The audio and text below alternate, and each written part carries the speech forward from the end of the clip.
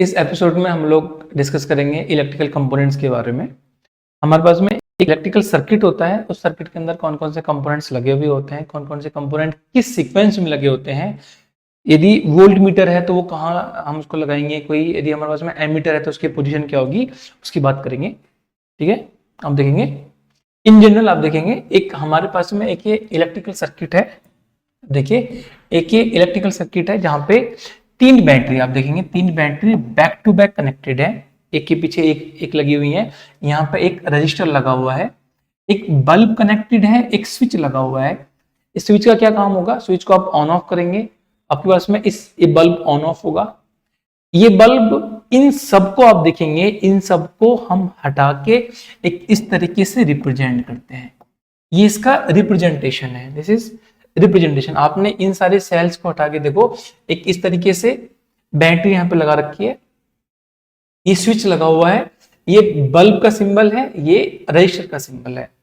हम अपने सर्किट में जितने भी कंपोनेंट्स लगे हुए हैं, हम उनको किसी न किसी एक सिंबल से रिप्रेजेंट करते हैं। और वो सिंबल्स कैसे होते हैं, अब देखो जैसे ये सेम सर्किट आपके पास में है, ये जो सर्किट गिवन है हमने इसको रिप्रेजेंट कर दिया सिंबल से। अब देखो ये एक एमीटर का सिंबल है। एक एमीटर का काम क्या होता है, एमीटर आपकी किसी भी सर्किट में फ्लो होने वाले करंट को बताता है कि इस पूरे सर्किट में कितना करंट फ्लो हो रहा है या इस ब्रांच में कितना करंट फ्लो हो रहा है, उसकी बात करेंगे। देखो ये एक वोल्ट मीटर है, इसको बोलते हैं वोल्ट मीटर। वोल्ट मीटर क्या बताता है आपको, हमें वोल्ट मीटर ये रीडिंग्स बताता है कि इस रजिस्टर के अंदर कितना पोटेंशियल डिफरेंस है। देखो इस वोल्ट मीटर का एक पॉइंट यहां कनेक्टेड है, एक पॉइंट यहां कनेक्टेड है। आप देखेंगे ये सेल आपके इस पूरे सर्किट के अंदर आपको करंट फ्लो करने के लिए एक पोटेंशियल डिफरेंस देती है। और स्विच का काम क्या होता है, आपका स्विच यदि ऑन है, आपका इस पूरे सर्किट के अंदर लगे हुए इक्विपमेंट्स ऑन होंगे। यदि स्विच आपका ऑफ है तो सब कुछ ऑफ हो जाएगा, सब कुछ बंद हो जाएगा। तो हम इनको कैसे रिप्रेजेंट करते हैं, आप देखेंगे 10th क्लास की बुक के अंदर साइंस में हमें एक टेबल दे रखी है। हमें इस टेबल में ये बताया गया है कि इलेक्ट्रिकल सेल, देखो इलेक्ट्रिकल सेल का ये रिप्रेजेंटेशन होता है। हम इसको इस तरीके से रिप्रेजेंट करते हैं। जो बिगर लाइन होती है हम उसको हायर पोटेंशियल या पॉजिटिव टर्मिनल बोलते हैं। जो लोअर लाइन होती है, जो छोटी लाइन होती है, हम उसको नेगेटिव टर्मिनल और लोअर पोटेंशियल बोलते हैं। अब देखिए यदि आप एक से ज्यादा बैटरी एक किसी सेल के अंदर लगाना चाहें, जैसे हमारे घरों में जो इन्वर्टर्स लगे होते हैं, मोस्टली वहां पे एक से ज्यादा बैटरीज लगी हुई होती हैं, तो वो इस तरीके से कनेक्टेड होती हैं, बैक टू बैक लगी हुई होती हैं। अब देखो ये जो सर्किट आपको शो करा गया, देखो यहाँ पे तीन batteries back to back connected है। और बैटरी लगाते कैसे, हम देखो हम इसको ऐसे लगाते हैं, बैटरी नंबर 1 प्लस माइनस। हम यदि अगली बैटरी यहाँ पे लगाएंगे तो क्या होगा, अगली सेल लगाएंगे तो इसके नेगेटिव से दूसरी सेल के पॉजिटिव को कनेक्ट करेंगे, तब जाके ये बैटरी का कॉम्बिनेशन बनेगा। इसको बोलते हैं हम पॉजिटिव कॉम्बिनेशन। ठीक है, ये बैटरी का कॉम्बिनेशन है, बैक टू बैक कनेक्टेड है। आप देखेंगे यहाँ पे तीन बैटरीज हैं। स्विच, ये एक स्विच का एक सिंबल है, हम इसको ऐसे रिप्रेजेंट करते हैं कि यदि इस तरीके से कोई आपको दे रखा है तो इसको बोलते हैं स्विच। स्विच को हिंदी में बोलते हैं हम कुंजी। देखो ये स्विच है और ये स्विच ऑफ है, ये स्विच ऑफ है। ऑफ का मतलब है कि ये ओपन स्विच है। ओपन का मतलब है कि यदि ये किसी सर्किट में हम इस तरीके से दिखा रहे हैं, इसका मतलब है कि आपके उसमें कोई भी करंट फ्लो नहीं कर रही है। ठीक है, हम इसको एक तरीके से और रिप्रेजेंट करते हैं, इस तरीके से स्विच भी बनाते हैं। देखो यदि मैं इसको ऐसे डाउन कर दूंगा तो आपके पास में करंट फ्लो करेगा। यदि ये ऐसे हटा हुआ है, ऐसे है, अब देखो इस तरीके से है। यदि ऐसे स्विच ऑन है, स्विच ऑफ है, स्विच ऑन है, स्विच ऑफ है। देखो ये आपके में स्विच अभी ऑफ है, स्विच ऑफ है। यदि मैं इसको ऐसे डाउन कर दूंगा तो स्विच ऑन हो जाएगा। अब देखो स्विच ऑन या कह सकते हैं स्विच क्लोज होगा, तो आप हम इसके बीच में इस तरीके से एक डॉट दिखाते हैं, एक डॉट से रिप्रेजेंट करते हैं। डॉट मीनिंग होता है आपके पास में कि आपका जो स्विच है वो ऑन है या क्लोज है, क्लोज स्विच है। अब देखो यदि मुझे यहाँ पे दिखाना होगा तो क्या करेंगे, हम इसको इस तरीके से डाउन कर देंगे, हम इसको ऐसे आपस में कनेक्ट कर देंगे, तो जो वैल्यू बनेगी हमारे पास में वो इस तरीके से बनेगी। यदि हमारे पास में कुछ वायर्स हैं, अब देखो यदि आपके पास में एक ऐसे वायर है, आपको इस पॉइंट से एक दूसरी वायर और कनेक्ट करनी है। आप देखेंगे आप इस पॉइंट पे लाएंगे और वायर को ऐसे कनेक्ट कर सकते हैं। यदि आपकी वायर ऐसे कनेक्ट हो जाएगी, अब ये जो वायर होगी आपके पास में, आप देखेंगे जो वायर है ये इस पॉइंट पे कनेक्टेड है, मतलब कि आपके पास में ये नोड बन गया। यदि आपके पास में नोड बन गया, इसका मतलब है कि आप इस पॉइंट पे ये वायर यदि करंट ऊपर से आएगा तो डिवाइड कर सकते हैं। लेकिन कभी कभी क्या करते हैं कि हम किसी किसी वायर को हम इस तरीके से भी रिप्रेजेंट करते हैं कि, या जैसे घरों में एक वायर जा रही है आपके पास, मानो आपके पास में एक वायर ऐसे जा रही है, अब दूसरी वायर लेके आए, वो वायर ऐसे जा रही है, लेकिन इन दोनों में कोई नोड कनेक्टेड नहीं है या ये वायर आपस में कनेक्टेड नहीं है, तो हम इसको रिप्रेजेंट कैसे करेंगे सर्किट में? हम इसको इस तरीके से रिप्रेजेंट करते हैं, हम एक ऐसे वायर बनाएंगे, दूसरी वायर को हम ऐसे निकाल के लेके जाएंगे, ये रिप्रेजेंटेशन होता है किसी भी सर्किट के अंदर। ठीक है, आगे चलते हैं। अब देखो बल्ब को आप सिंपल ऐसे दिखाते हैं, बल्ब का सिंबल है, रेजिस्टेंस को आपको ऐसे दिखाते हैं, आपको पता है इसको हम आर लिखते हैं। ये एक बहुत ही इंपॉर्टेंट डिवाइस कह सकते हैं, इसको हम कंपोनेंट कह सकते हैं। एक कंपोनेंट होता है हमारे पास में रियोस्टेट। रियोस्टेट एक ऐसा कंपोनेंट है, एक ऐसा डिवाइस होता है जिससे हम किसी भी सर्किट के अंदर वेरिएबल रेजिस्टेंस ले सकते हैं।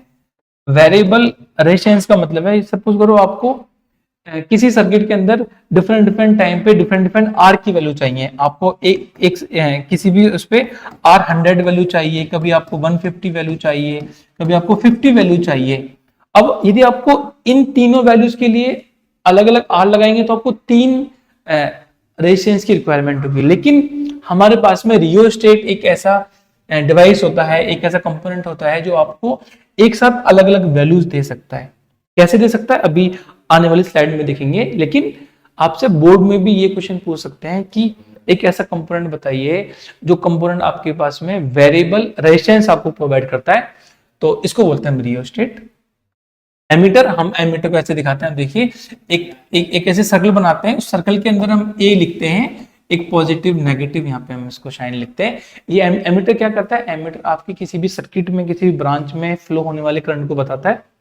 वोल्ट मीटर हमें ये पोटेंशियल डिफरेंस बताता है, ये पोटेंशियल डिफरेंस बताता है, और हमें ये करंट बताता है। ठीक है, आगे चलते हैं।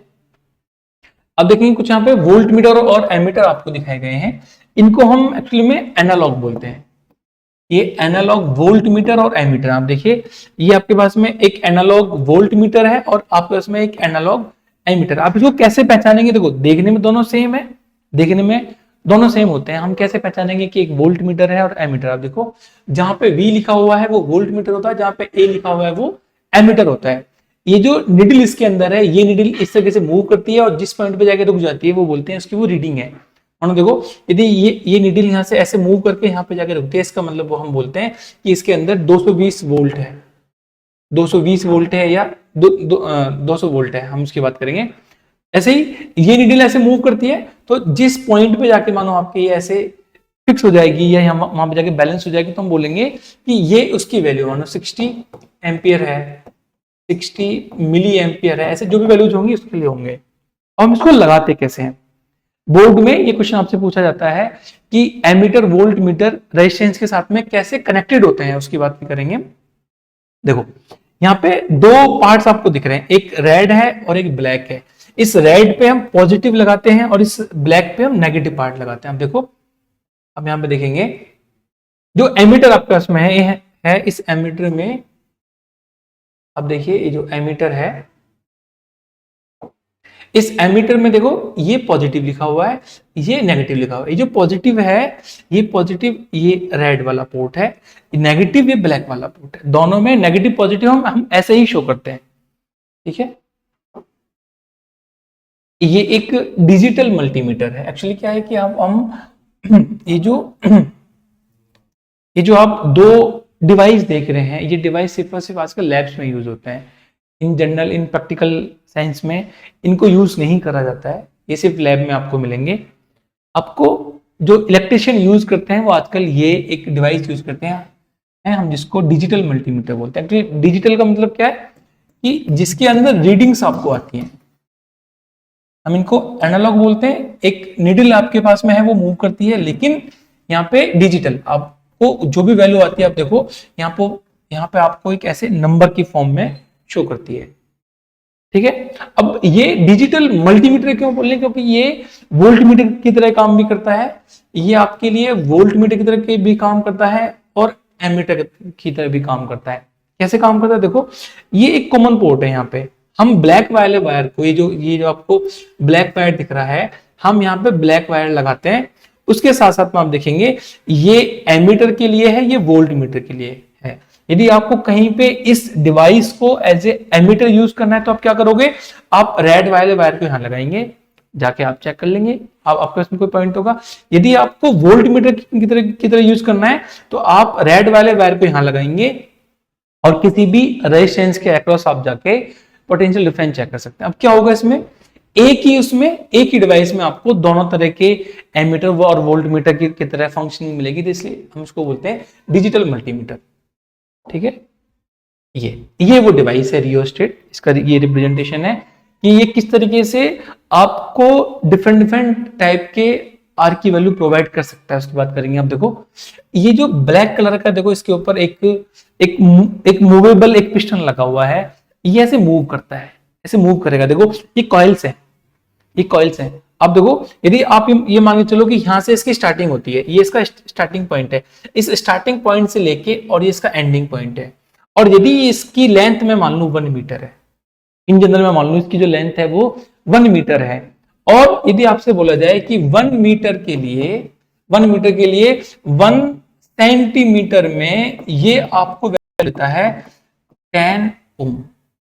यदि आप इसको 1 सेंटीमीटर पर रखेंगे, यदि मैं इसको यहाँ पे लेके यहाँ पे आ जाऊं और मैं इसको यहाँ पे कनेक्ट करूं इस तरीके से, तो आपको जो वैल्यू मिलेगी, ये जो आर मिलेगा, इस आर की वैल्यू होगी आपके पास में 10 ओम। हाफ में लेके आएंगे, यदि आप इसके हाफ में लेके जाएंगे तो वैल्यू बढ़ जाएगी। देखो आप इसको मूव करेंगे, आपके पास में वैल्यू बढ़ती चली जाएगी। तो इस तरीके से होता है रियोस्टेट। देखो ये इसका रिप्रेजेंटेशन है।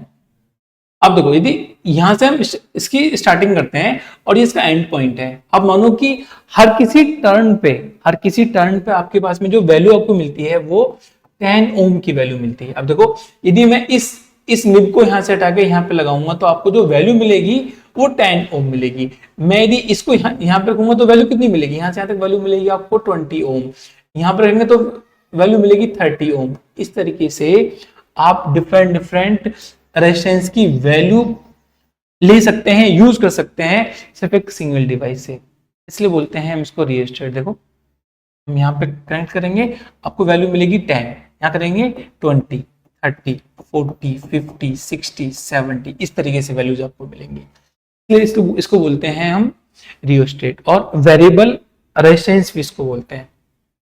एक मोस्ट इंपॉर्टेंट पॉइंट है जो आपको पता होना चाहिए, ये पॉइंट है। आप एक बार पोजीशन देखें, यहां पे एक बार आप पोजीशन दिखेंगे, जो वोल्ट मीटर की पोजीशन है, जो आपके पास में वोल्ट मीटर की पोजीशन है और जो एमीटर की पोजीशन है, ये बहुत ही इंपॉर्टेंट क्वेश्चन है और ये बोर्ड में पूछा जाता है।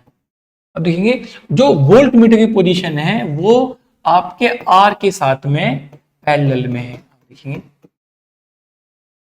आर के साथ में पैरेलल में है, और एमीटर जो है आपके साथ में आपके पास में वो सीरीज में है। तो यदि आपसे क्वेश्चन बोर्ड में ये पूछा जाता है कि कौन सा डिवाइस है, कौन सा कंपोनेंट है जो पैरेलल में कनेक्टेड होता है, तो उसको बोलेंगे हम वोल्ट मीटर। जो एमीटर है आपके पास में वो सीरीज में लगा हुआ होता है। ठीक है, तो आई होप कि आपको ये सारे कंपोनेंट समझ में आए होंगे और बहुत बेसिक है 10th क्लास में। ठीक है, थैंक यू सो मच।